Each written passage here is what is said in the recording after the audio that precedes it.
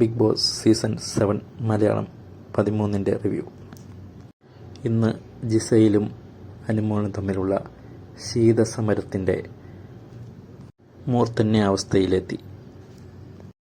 രാവിലെ തന്നെ അനുമോൾ കിച്ചണിൽ നിന്നപ്പോൾ ചപ്പാത്തി കട്ടടക്കാൻ വന്നതാണെന്ന് ജിസയിൽ. അനുമോൾ, ഞാനല്ല നീയാ കള്ളി, മേക്കപ്പ് സാധനങ്ങൾ മോഷ്ടിക്കുന്ന നീയല്ലേ എന്നർത്ഥത്തിലുള്ള അനുമോളിൻ്റെ സംസാരം. താൻ ചപ്പാത്തി മോഷ്ടിക്കാൻ വന്നുവെന്ന് ജിസയിൽ പറഞ്ഞുവെന്ന് അനുമോൾ ഷൈത്തിയോട് പറഞ്ഞു. അത് കഴിഞ്ഞ് ജയിൽ നോമിനേഷൻ വന്നപ്പോൾ നമ്മുടെ ജിസയിൽ അനുമോളിൻ്റെ പേരാണ് പറഞ്ഞത്. അനുമോൾ എൻ്റെ പുറകെ നടക്കുന്നു, എൻ്റെ പെട്ടി തുറന്നു നോക്കുന്നു. ഞാൻ കുളിച്ചിട്ട് വന്നപ്പോൾ ഞാൻ മുഖം തുടച്ച ടിഷ്യൂ പേപ്പർ എടുത്തിട്ട് എനിക്കെതിരെ കുറ്റം ആരോപിക്കുന്നു. ഞാൻ എടുത്ത ആരിൻ്റെ ചെറിയ മോയ്സ്ചറിൻ്റെ കുപ്പി ഞാൻ കുളിച്ച് വന്ന് നോക്കിയപ്പോൾ അത് കാണാനില്ല. അത് വെച്ചിട്ട് എന്നെ വീണ്ടും കുറ്റം ആരോപിക്കുന്നു. അപ്പോൾ ഷാനവാസ് എഴുന്നേറ്റ് വന്ന് ചോദിച്ചു, ബിഗ് ബോസ് മേക്കപ്പ് സാധനങ്ങളൊന്നും ഉപയോഗിക്കരുത് എന്ന് പറഞ്ഞിട്ടുള്ളതല്ലേ? ജിസയിൽ പറഞ്ഞു, അതെൻ്റെ ഗെയിമാണ്, ഞാൻ ചെയ്തതും തെറ്റാ. അപ്പോൾ നമ്മുടെ അനുമോള് മറ്റേ കിച്ചണിലെ ബീറ്റ്റൂട്ടൊക്കെ എടുത്ത് മേക്കപ്പ് ചെയ്യുന്നുണ്ടല്ലോ, അപ്പോൾ അതും തെറ്റല്ലേ? ഞാൻ ചെയ്തത് തെറ്റാണ്, ഞാൻ അക്സെപ്റ്റ് ചെയ്യുന്നത്, അപ്പോൾ അവളും ചെയ്തത് തെറ്റല്ലേ എന്ന് ജിസയിൽ. ഇതെൻ്റെ സ്പേസാണ്, നിങ്ങളിത് ഇൻറ്ററപ്റ്റ് ചെയ്യരുതെന്ന് ജിസയിൽ ഷാനവാസിനോട്. അപ്പോൾ ഷാനവാസ് പറഞ്ഞു, ഞാൻ ക്യാപ്റ്റനാണ്, എനിക്കിതെല്ലാം നോക്കേണ്ട ആവശ്യമുണ്ട്. നീ ചെയ്യാൻ പാടില്ലാത്ത ചെയ്തു കഴിഞ്ഞാൽ ഞാനത് ചോദിക്കും, അതാ ഒരു ക്യാപ്റ്റൻ്റെ അവകാശമാണെന്ന് ഷാനവാസ്. തർക്കത്തിനിടയ്ക്ക് ജിസയിൽ പറഞ്ഞു, അനുമോൾ ചപ്പാത്തി മോഷ്ടിക്കാൻ വന്നു.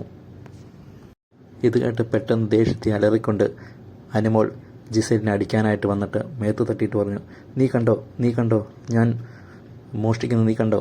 ഇല്ലാത്ത പറയത്, ഞാൻ കള്ളിയല്ല. പിന്നെ ഒരു അലറി കരച്ചിലായിരുന്നു. അയ്യോ, ഞാൻ തെറ്റ് ചെയ്തിട്ടില്ല, അപ്പ അമ്മ എന്നെ കളിയാക്കും, ഞാൻ കള്ളിയല്ല എന്ന് പറഞ്ഞ് പിന്നെ ഒരു കരച്ചിൽ ഡ്രാമയായിരുന്നു അനുമോളിൻ്റെ ഭാഗ. ശരിക്കും പറഞ്ഞാൽ ജിസയിലിൻ്റെ ഭാഗത്ത് തെറ്റൊക്കെ ഉണ്ട്, പക്ഷേ അതിനെ ഡിഫെൻഡ് ചെയ്യുകയാണ് ചെയ്യേണ്ടത്. അനുമോൾ പറയുന്നതിനെല്ലാം ശരിക്കും ഡിഫെൻഡ് ചെയ്യുന്ന ജിസയിൽ ചെയ്യുന്നവരെ തന്നെ ചെയ്യണം. അല്ലാതെ അലറിക്കറിഞ്ഞ് വൈകാരികമായി തല്ലാൻ വരിക, കരയുക. ഇതൊരു ഗെയിമാണ്, അതിനനുസരിച്ച് കണ്ട് നമ്മൾ ചെയ്യണം. ലാലേട്ടൻ വരുമ്പോൾ ഇത് ചോദിക്കാമല്ലോ അനുമോളിന്, ചെയ്തിട്ടില്ലെങ്കിൽ. അനുമോൾ ഫിസിക്കൽ അസാൾട്ട് ചെയ്തു എന്നെ, അതുകൊണ്ട് നടപടി എടുക്കണമെന്ന് പറഞ്ഞുകൊണ്ട് ജിസയിൽ ക്യാമറയോട്, ബിഗ് ബോസിനോട്.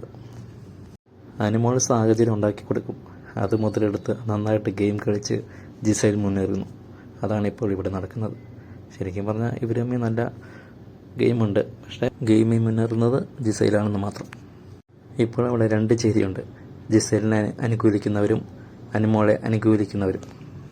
അക്ബറും ശരത്തും ബിന്നിയും രണ ഫാത്തിമയും നവീനും ഒക്കെ ഇപ്പുറത്തെ സൈഡിൽ.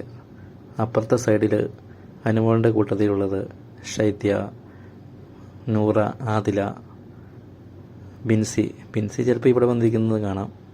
ജിസേലിൻ്റെ കൂടെയാണ് നവീനൊക്കെ.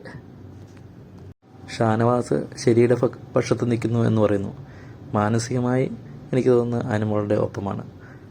ഷാനവാസ് പറയുന്നുണ്ട് അനുമോളിനോട്, എന്തിനാണ് ആവശ്യമില്ലാതെ ജിസേലിൻ്റെ പെട്ടി നോക്കാൻ പോയത്, അതുകൊണ്ടല്ലേ പ്രശ്നങ്ങളൊക്കെ ഉണ്ടാവുന്നതെന്ന് ഉപദേശിച്ചു കൊടുക്കുന്നുണ്ട്. പിന്നെ ഇവിടെ കരഞ്ഞുകൊണ്ട് ഒരു കാര്യമില്ല, ഇത് ബിഗ് ബോസാണ്, ഇവിടെ ഇങ്ങനെയൊക്കെയാണ്, അല്ലാതെ ഇത് സീരിയലല്ല. ഒരാൾ കളിക്കുന്നതനുസരിച്ച് നമ്മൾ തിരിച്ച് ഡിഫെൻഡ് ചെയ്ത് കളിക്കണം. നീ കളിച്ചപ്പോൾ ജിസയിൽ ഡിഫെൻഡ് ചെയ്തു, അതാണ് ഗെയിം. അതിനിടയ്ക്ക് ഇങ്ങനെ കരയാൻ നോക്കിക്കഴിഞ്ഞാൽ അതിനെ നേരം കാണും. ഇന്ന് ക്യാപ്റ്റൻ സ്ഥാനത്തേക്ക് 3 പേർ നോമിനേഷനിൽ വന്നു. 1 ജിസയിൽ, 2 നമ്മുടെ ആര്യൻ, 3 അഭിലാഷ്. ഇവർ തമ്മിലുള്ള ടാസ്കിൽ ജയിക്കുന്ന ആളായിരിക്കും പുതിയ ക്യാപ്റ്റൻ.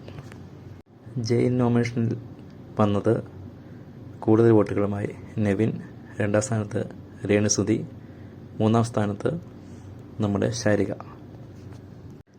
നാരങ്ങയും നെല്ലിക്ക അച്ചാറും ഉണ്ടാക്കലാണ് അവരുടെ ടാസ്ക്.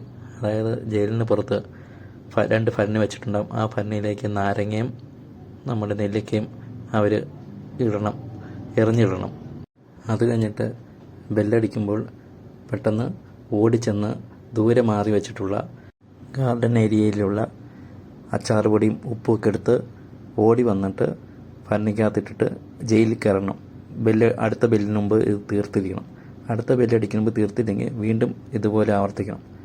നേരത്തെ ഉള്ള ഭരണിക്കകത്ത് നെല്ലിക്കയൊക്കെ ഇടുമ്പോൾ ചാടിപ്പോവുകയാണെങ്കിൽ അത് ഇട്ട് കൊടുക്കാൻ വേണ്ടിയിട്ട് സഹായമായിട്ട് ശരിക്ക കലാഭവനും പുറത്ത് നിൽക്കണം. ബാക്കി നവീനും നമ്മുടെ രേണു സുധിയും അകത്തായിരിക്കണം.